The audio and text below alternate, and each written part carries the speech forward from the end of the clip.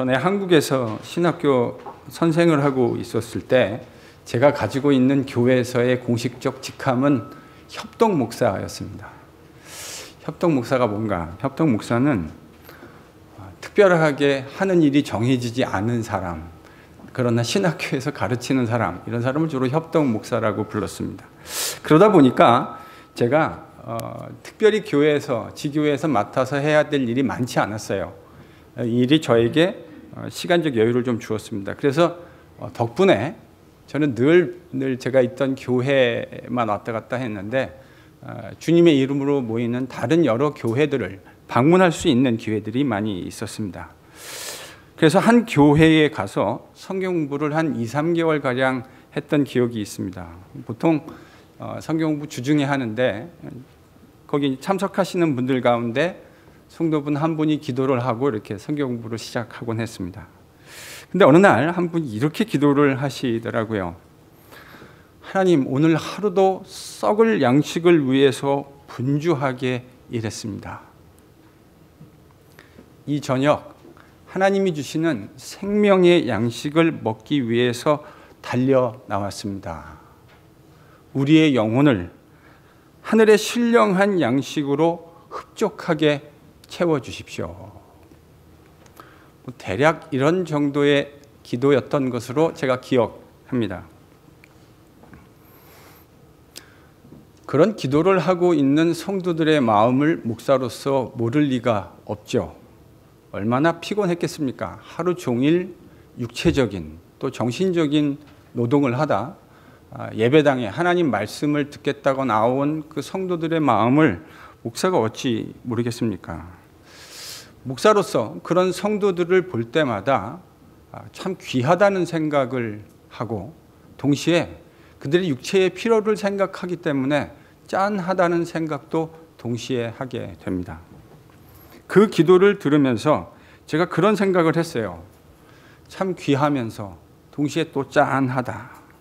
그런데 정직하게 제 마음 한켠에 안타까운 마음도 있었습니다. 오해하지 말고 들으십시오. 그 성도를 향한 안타까운 마음이었다는 말이 아니라 그 성도가 이야기하고 있는 한 내용에 대해서 제가 안타까운 마음이 좀 들었어요. 이 안타까움은 우리 조국의 교회와 이민교회에 있는 성도들의 마음속에 있는 인식에 대한 것이었습니다. 그 기도를 가만히 생각해 보면 지금 그 성도는 이렇게 생각하고 계시는 거잖아요. 내가 지금 직장에서 하루 종일 일한 이 일들은 다 썩을 양식을 위해서 일한 것이고 지금 교회에 와서 하나님의 말씀을 듣고 하나님의 말씀을 배우는 이 일은 하늘에 있는 신비한 신령한 양식이다. 지금 이렇게 생각하시는 것 아닙니까? 물론 그 말 속에 이해 못할 부분이 있는 건 아니지만 충분히 공감하고 있는 부분이 있지만 그런 생각에 마음이 조금 편하지 않았습니다. 그런 인식에, 정확하게 얘기하면 그런 인식에 마음이 편하지 않았던 거죠. 오늘 본문에 보면 우리 주님께서 썩을 양식과 영원하도록 있는 그 영원한 양식에 대해서 말씀해 주고 계십니다. 오늘 본문을 통해 주님이 말씀하시는 그 썩을 양식이라고 하는 것은 도대체 무엇이며 영원히 있는 그 영원한 양식이라고 하는 것은 또 무엇을 의미하는지 여러분과 함께 묵상해 보고자 합니다.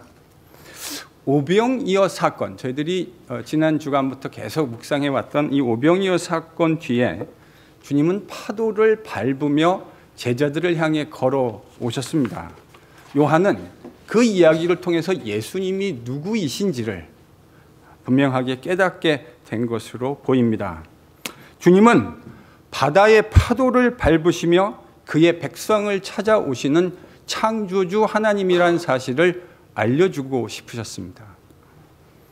동시에 그 곤란한 상황에서 밤이 맞도록 수고하고 있는 피곤에 지친 악전고토하고 있는 제자들을 찾아오셔서 네니 에고 에이미라고 말씀해 주시며 자신이 그 출애굽에서 이스라엘의 백성들을 친히 인도해 내셨던 구속의 하나님이라는 사실도 그들에게 알려주셨습니다. 오늘 본문은 바다에서 펼쳐진 주님과 제자들 사이에 제자 훈련 다음에 일어난 일을 이야기하고 있습니다. 다시 한번 관점이 오병이어 사건을 경험한 무리들에게 거기에 초점이 있다고 하는 사실을 저희들이 발견하게 됩니다. 지난밤 주님과 제자들 사이에 도무지 어떤 일이 일어났는지를 생각할 수 없었던 무리들이 다음날 주님을 찾아 헤매기 시작합니다. 주님이 자신들과 함께 바다 이편에 있을 것이라고 생각한 사람들은 주님을 부지런히 적극적으로 찾아 나선 것으로 보입니다.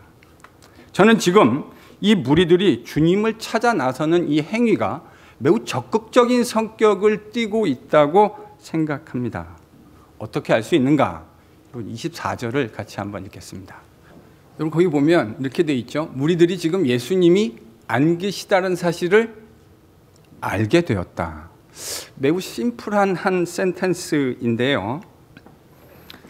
저는 이 말은 매우 간단한 말이지만 이 말 속에 담긴 함의를 저희들이 좀 생각해 봐야 할 것 같습니다.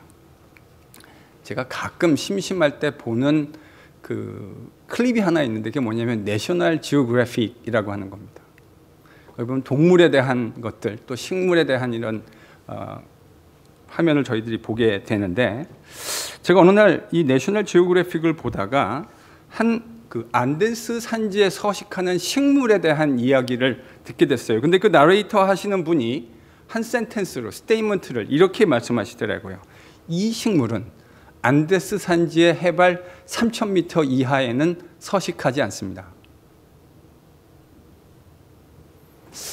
아주 심플한 스테이트먼트인데 여러분 그 스테이트먼트 하나를 하기 위해서 식물학자가 안데스 산지 해발 3,000m 되는 모든 곳들을 다 설치하며 조사했다고 하는 그 무게가 느껴지십니까? 사실 학문적 스테이트먼트가 늘 이런 식이죠. 매우 간단한 하나의 스테이트먼트 같지만 그 뒤에 어마어마한 노력과 그 노력의 흔적들이 그 스테이트먼트 안에 배어있게 되는 것 아닙니까? 지금 정확하게 같은 의미를 여러분 그 본문에서 보셔야 돼요. 그들이 예수님을 찾았습니다. 이 찾음은 그냥 어느 한 군데로 훅 둘러본 이야기가 아닙니다. 그들은 예수님이 계실 것이라고 생각되어지는 모든 곳들을 샅샅이 바다 건너편을 뒤졌습니다. 그런데 주님을 찾지 못했어요. 매우 적극적이고 광범위한 서치를 통해서 주님이 이 편에 안 계시다고 하는 확신을 그들은 가지게 되었습니다. 그리고 그들은 도대체 몇 명인지는 정확하게 추정할 수 없지만 여러 척의 배를 나눠 타고 바다를 건너서 주님을 찾아 나서게 된 겁니다. 그리고 그들은 드디어 가버나움이라는 곳에 이르러서 주님을 만나게 됐습니다. 그러니까 우리가요, 이 무리들이 예수님을 지금 찾기 위해서 꽤 많은 노력을, 공을 들였다 하는 것을 저희들이 좀 생각해 볼 필요가 있습니다. 이렇게 우여곡절 끝에 주님을 만났는데 주님이 이 사람들에게, 이 무리에게 하는 이 말씀이 선뜻 이해가 잘 되지 않습니다. 여러분 26절을 같이 읽겠습니다. 너희가 나를 찾는 것은 표적을 봤기 때문이 아니라 떡을 먹고 배가 불렀기 때문이다. 제가 지금 뭐가 잘 이해가 안 된다고 이야기하고 있는 것일까요? 지금 주님이 하시는 이 말씀을 우리가 문자적으로 이해하면 그들이 오병이어의 이 표적을 경험하고 이적을 경험하고 난 후에 단순히 지금 뭐가 더 먹고 싶은 거죠? 떡이 좀 더 먹고 싶어서, 떡 먹고 싶어서 주님을 찾았다는 말로 이해될 수 있습니다. 문자적으로 이해하면 그렇게 이해해야 돼요. 니들이 오병이어의 기적을 경험하고 나서 떡 먹고 배불렀으니까 그 떡 좀 더 먹고 싶어서 나를 찾은 것이다. 이렇게 이해될 수 있습니다. 여러분 한번 생각해 보십시오. 정말 떡이 좀 더 먹고 싶어서 그 바다 건너편을 그들이 이를 뒤지듯이 샅샅이 주님을 서치했겠습니까? 그리고 정말 문자적으로 떡이 더 먹고 싶어서 여러 배로 사람들이, 무리들이 나누어 타고 주님을 찾아서 가버나움까지 찾아왔겠습니까? 단지 떡이 좀 더 먹고 싶어서요. 만일 정말 문자적으로 그들이 떡이 좀 더 먹고 싶었던 것이라고 한다면 굳이 이런 서치를 할 이유도, 난리법석을 피우고 이 배를 타고 가버나움까지 주님을 찾아와야 할 이유도 없지 않았겠습니까? 바다 건너편에도 얼마든지 떡은 있었기 때문이죠. 그래서 저는 지금 주님이 하시는 말씀이 단순히 문자적으로 떡을 좀 더 많이 먹고 싶었다는 그런 의미는 아닐 것이라는 생각을 하지 않을 수가 없습니다. 단지 문자적으로 그들이 떡을 좀 더 많이 먹기 위해서 주님을 배를 타고 찾아 나섰다고 하는 것은 문맥 속에서도 뭔가 석연치 않은 것이 있기 때문이에요. 자, 그렇다면 주님이 말씀하셨던 26절의 이야기를 우리가 어떻게 이해할 수 있을까? 저는 문맥 속에서 27절을 저희들이 잘 묵상하고 그 의미를 찾으면 그 답을 얻을 수 있을 것이라고 생각합니다. 여러분 27절을 함께 또 읽어보겠습니다. 썩을 양식을 위해서 일하지 말고 영생하도록 있는 양식을 위해서 일하라. 여러분 이 말을 이해하시려면 문맥을 조금 생각해 보셔야 합니다. 저희들이 지난주 얘기했던 것처럼 무리들이 왜 오병이어에 열광했습니까? 그 오병이어라고 하는 것이 하나님이 마지막 때에 보내실 바로 그 선지자, 왕적인 메시아, 그것을 나타내는 아주 분명한 사인이라고 무리들이 이해했기 때문입니다. 그들은 이 예수님을 통해서 자신들이 원하는 그 일들을 이루어낼 수 있을 것이라고 생각했던 거예요. 그래서 그 주님을 왕을 만들고 싶었던 겁니다. 그런데 그 주님이 보이지 않으시는 거죠. 그래서 바다 건너편을 그들은 아마 샅샅이 이를 쥐듯이 다 찾았을 거예요. 그런데 주님이 보이지 않으시는 겁니다. 그래서 그들은 배를 타고 가버나움까지 주님을 쫓아온 겁니다. 그리고 가버나움에서 비로소 주님을 만나게 된 겁니다. 그런데 이런 사람을 향해서 주님이 지금 뭐를 추구하지 말라고 말씀하십니까? 썩을 양식을 추구하지 마라. 썩을 양식을 위해서 일하지 말라. 주님이 지금 이렇게 말씀하시는 거라고요. 여러분 주님이 하시는 이 말씀을 저희들이 너무 추상적으로 문맥과 관계없이 생각할 필요가 없을 것 같아요. 도리어 여러분 그럼 이 문맥 속에서 썩을 양식을 위해서 일하지 말라는 주님의 말씀은 무엇을 의미하는 걸까요? 바로 이 문맥이죠.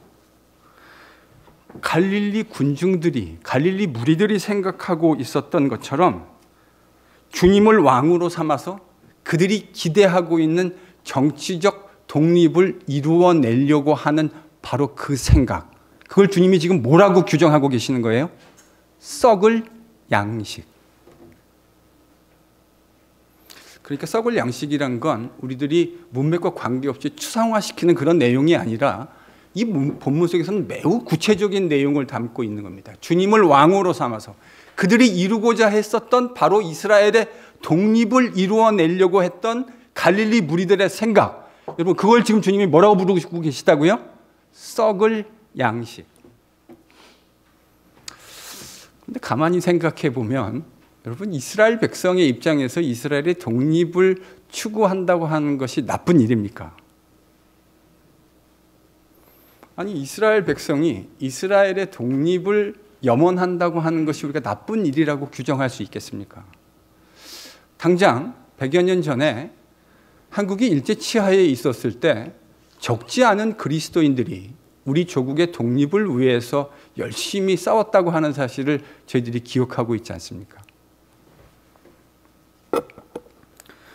주님이 지금 이것을 썩은 양식이라고 말씀하시는 이유는 그 일이 악한 일이기 때문에, 그리고 그것이 가치가 없는 일이기 때문에 썩을 양식이라고 말씀하고 있는 것이 아닙니다.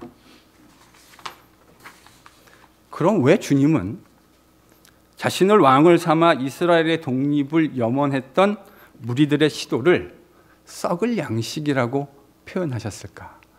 듣기에 별로 어감상 좋지도 않은데 왜 이것을 썩을 양식이라고 표현하셨을까? 그것은 그 일이 그 자체로 아무리 고상한 일이라 할지라도 주님이 지금 말씀하시고 싶은 그 자체로 영생하는 양식은 아니었기 때문입니다. 그것이 고상하지 않고 가치가 없는 일이었기 때문에 썩을 양식이라고 부르신 것이 아니라 주님이 말씀하시고자 하는 영원히 있을 그 영원한 양식과 비교해 보았을 때 그것이 썩을 양식이라고 주님께서 규정하신 거예요. 자, 그럼 주님이 문맥에서 말씀하시는, 이 문맥 속에서 주님이 말씀하시는 영원한, 그 영생하는 양식이란 건 도대체 무엇일까? 저는 그것이 하나님께서 지금 주님 안에서 행하고 계시는 일에 관심을 가지고 그것을 추구하는 삶을 일컫는 것이 아닌가, 그렇게 생각합니다. 지금 하나님 아버지께서 우리 주님 안에서 행하고 계시는 그 일을 믿는 것, 저는 그것이 영원한 양식이라고 생각합니다. 그리고 그것과 관계없이 지금 무리들이 추구하는 것처럼 그렇게 하나님이 하시는 일과 관계없이 자신들이 추구하고 있는 일을 주님은 뭐라고 부르고 계시다고요? 썩을 양식이라고 부르고 계시는 겁니다. 주님은 무리와 계속해서 이어지는 대화를 통해서 35절에서 이것을 다음과 같이 분명하게 밝혀주십니다. 여러분 35절을 한 번 더 찾아보겠습니다. 나는 생명의 떡이니 내게 오는 자는 결코 줄이지 아니할 것이다. 내게 오는 자는 결코 목마르지 아니할 것이다. 주님은 자신이 영생에 이르는 생명의 떡이라고 개념 정의해 주셨습니다. 그렇게 말씀해 주셨어요. 그리고 그 생명의 떡을 먹기 위해서 주님에게 나오는 모든 사람이 결코 줄이지 않을 것이다. 이렇게 말씀해 주셨습니다. 주님은 이 오병이어 사건이라고 하는 것을 통해서 자신이 영생하게 만드는 참떡, 생명의 떡이라고 하는 진리를 무리들과 제자들에게 가르쳐 주신 겁니다. 오늘 본문을 묵상하면서 여러분 이런 질문을 한번 해볼까요? 왜 인생에 영적인 배고픔과 주림이 있다고 생각하십니까? 35절을 가지고 한번 생각해 보시죠. 왜 인생에 영적인 주림이 있다고, 배고픔이 있다고 생각하십니까? 이유가 뭐죠? 영원한 양식이고 생명의 떡이신 주님 앞에 나아오지 않기 때문입니다.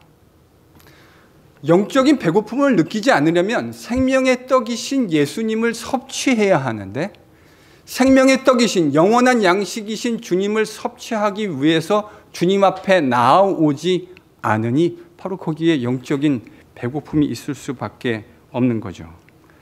왜 우리의 인생에 주림이 있는가? 저는 문맥 속에서 이걸 이렇게 표현할 수도 있다고 생각합니다. 영원한 양식이 아닌 썩을 양식을 추구하고 있기 때문에 영적인 배고픔이 있는 겁니다. 자신이 설정해 놓은 인생의 어젠다를 이루기 위해서 온통 마음이 빼앗겨 있어서 하나님마저도 이용해서 내가 이루려고 하는 그 인생의 어젠다를 이루기 위해서 온통 마음이 빼앗겨 있었기 때문에 영적인 배고픔이 있는 겁니다. 지금 갈릴리 무리들이 정확하게 그랬던 거 아닙니까? 주님을 통해서 자신들이 이루려고 하는 것을 이루려고 하고 있었다고요.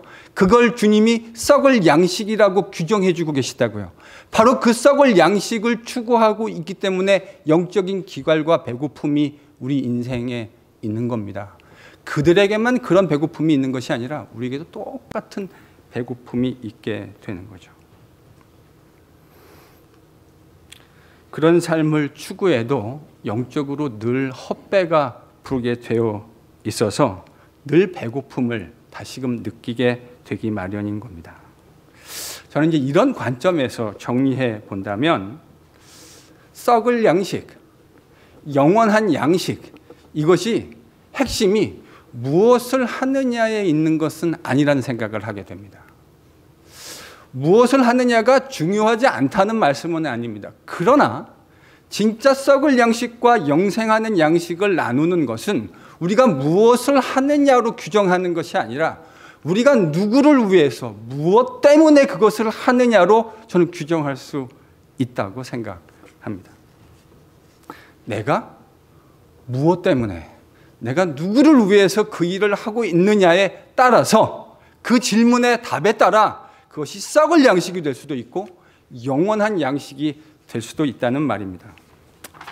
아까 그 성도의 기도로 한번 다시 돌아가 보죠. 성도들이 직장에서 일하는 것은 썩을 양식을 위해서 일하는 것이고, 목사가 교회에서 하나님의 말씀을 증거하고 성경 공부하고 기도하고 거룩한 사역을 하는 것은 영원한 양식을 위해서 일하는 것이 아닐 수도 있다는 사실을 기억하시기 바랍니다.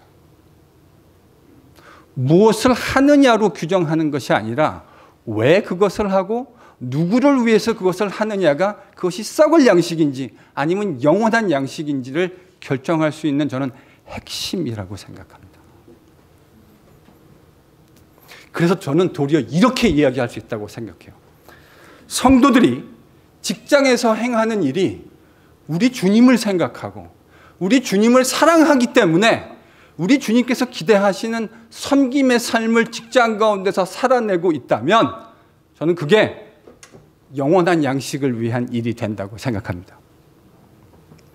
도리어 역으로 목사가 거룩한 일, 하나님의 말씀을 증거하는 일을 행하고 성경 공부를 하고 교회의 여러 가지 사역을 이끌어감에도 불구하고 그의 마음속에 진정으로 주님을 사랑하는 마음이 없든지 주님과의 관계가 아무 관계 없는 것처럼 습관적으로 행하는 일이라고 한다면 여러분 그 일은 얼마든지 썩을 양식이 될 수 있다는 사실을 기억하실 수 있기를 바랍니다.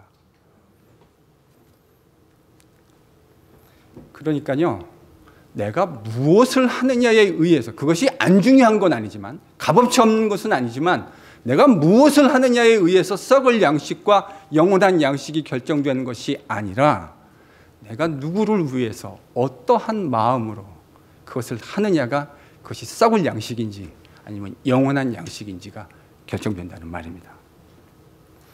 그런 썩을 양식을 추구하는 삶에는 늘 배고픔이 있게 마련입니다. 저는 여러분이 이 말의 의미를 곰곰이 묵상하시면 잘 이해하실 수 있을 것이라고 생각합니다. 우리가 썩을 양식을 추구하는 삶을 살아갈 때 우리 인생에 늘상 영적인 허기짐과 배고픔이 있기 마련이에요. 사랑하는 성도 여러분, 본문에서 영원한 양식을 추구하는 삶이란 주님을 믿는 겁니다. 주님이 그렇게 말씀하셨어요. 영원한 양식을 추구하는 삶이란 건 주님을 믿는 겁니다. 그 주님을 믿는 것이 곧 하나님의 일이라고 우리 주님께서 말씀하셨습니다. 물론 요한복음에서 주님을 믿는다라고 얘기하는 것은 단순한 지적인 동의와 고백만을 이야기하는 것은 아닙니다. 요한복음에서 이 영원한 양식이라고 하는 것은, 즉 주님을 믿는다고 하는 것은 그분과의 인격적인 관계를 추구하는 삶을 살아간다는 의미를 가집니다. 하나님이 예수님 안에서 행하신 그 일을 믿고 주님을 사랑하는 삶을 살아간다고 하는 것을 저는 의미한다고 생각합니다. 물론 그 하나만으로 정의할 수는 없겠지만 그것이 매우 중요한 요한복음식의 정의인 것 같아요. 예수님을 믿는다는 것이 무엇인가? 하나님께서 지금 그리스도 예수 안에서 행하신 일을 내가 믿고 그 사실을 인정하고 내가 주님과 사랑하는 관계가 되어서 일상의 삶을 살아가게 되어지는 것, 저는 요한이 그것을 예수를 믿는 것이라고 이야기한다고 생각합니다.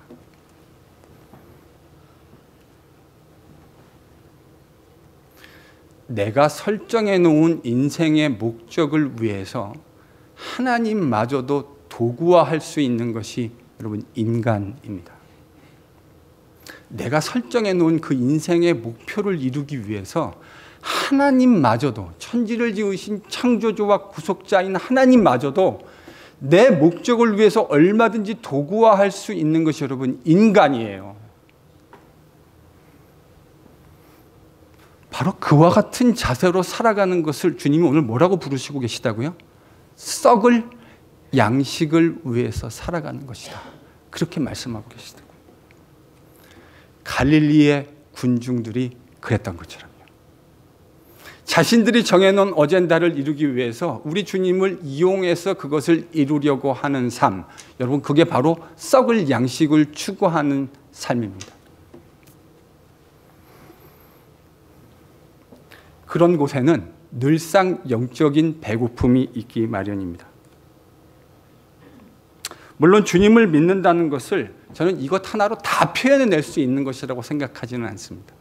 그러나 누가 뭐래도 주님을 믿는다고 하는 것은 하나님께서 그리스도 안에서 행하신 일을 내가 깨닫고 동의하고 하나님, 우리를 그렇게 사랑하신 하나님을 사랑하는 관계가 되어서 살아가게 된다고 하는 것, 이것이 요한복음이 얘기하는 가장 요한다운 예수님을 믿는다는 의미일 거라 생각합니다. 내가 그 은혜를 누릴 수 있는 자격이 없는 사람인데 하나님께서 그리스도 안에서 내가 그 은혜를 누릴 수 있도록 은혜를 베풀어 주셨다는 사실을 깨닫고 그 은혜의 하나님을 사랑하며 이 땅을 살아가게 되어지는 것, 저는 그것이 요한이 이야기하는 우리 예수님을 믿는 삶이라고 저는 이해합니다. 그러니 예수를 믿는다는 건 하나님 사랑, 우리 주님 사랑과 다른 것이 아니군요.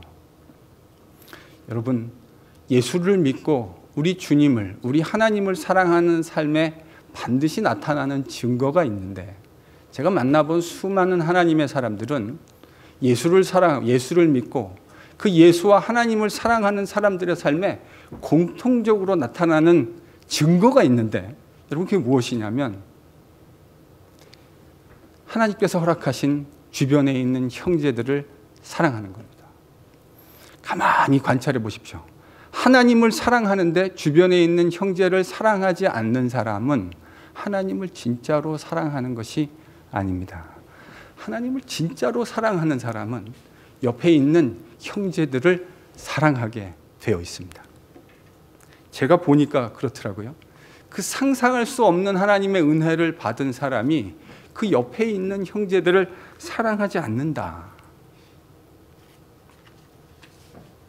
비록 그들이 나와 같이 여전히 부족한 모습을 가지고 있기는 하지만 그들을 사랑하며 사랑의 사람으로, 샬롬의 사람으로 이 땅을 살아가게 되는 겁니다. 그게 예수를 믿는다는 말의 저는 의미일 거라고 생각합니다.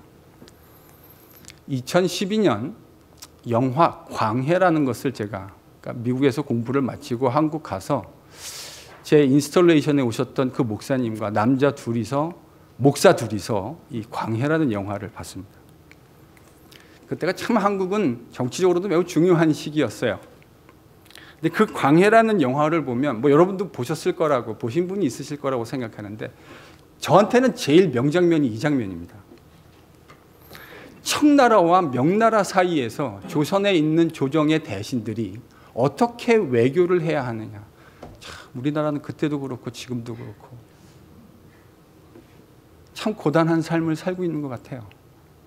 등치 큰 나라들 틈바구니에서 어떻게 명나라와 청나라 사이에서 우리가 살 길을 모색해야 하는 건가, 그런 이야기를 막 하고 있는 장면입니다. 명나라와의 명분, 대의 명분을 중요시하는 사람들, 새롭게 강자로 떠오르고 있는 청나라의 그 신흥 세력을 무시할 수 없는 실리 외교를 주장하는 사람들, 그 사이에서 대신들은 이제 명나라의 관례대로 보냈던 그 조공 품목을 어떻게 보내야 되는가 하는 이야기를 막 이야기하고 있는 장면입니다. 거기서 수만 명의 사람들, 조선의 젊은이들을 병사로 군대로 내보내서 사지로 내보내야 하는 그런 이야기를 하고 있었고, 조선의 여자들을 노예와 같은 신분으로 명나라에 보내야 하는 그런 이야기, 조공의 품목들을 막 읊어내고 있는 그 이야기를 눈을 감고 조용히 지켜보고 있던 가짜 왕 광해가 그 대신들을 향해서 이렇게 이야기합니다. 적당히들 좀 하시오. 그대들이 죽고 사는 그 대의 명분, 사대예가 얼마나 중요할는지는 모르지만 나에게는 내 백성이 10갑절, 100갑절 더 소중하오. 저는 이게 하나님 백성의 마음이어야 할 것이라고 생각합니다. 목사의 마음이어야 하고 하나님을 섬기는 주님의 백성의 마음이어야 할 것이라고 생각합니다. 영화 대사 하나였지만 저는 그 대사가 제 마음속에 너무나 큰 울림으로 남았습니다. 주님을 사랑하기에, 주님이 주신 귀한 형제들을 사랑하는 것, 예수를 믿는다는 건 여러분 그런 겁니다. 우리 주님을 사랑하기 때문에 주님이 함께 주신 귀한 형제들을 사랑하는 것, 저는 그것이 진짜 주님을 잘 믿는 것이라고 생각합니다. 여러분, 이게 예수를 믿는 거고, 예수를 믿는 것이 하나님이 행하시는 일인 것입니다. 사랑하는 성도 여러분, 여러분은 썩을 양식을 위해서 일하고 계십니까? 아니면 영원한 양식을 위해서 일하고 계십니까? 기도하겠습니다.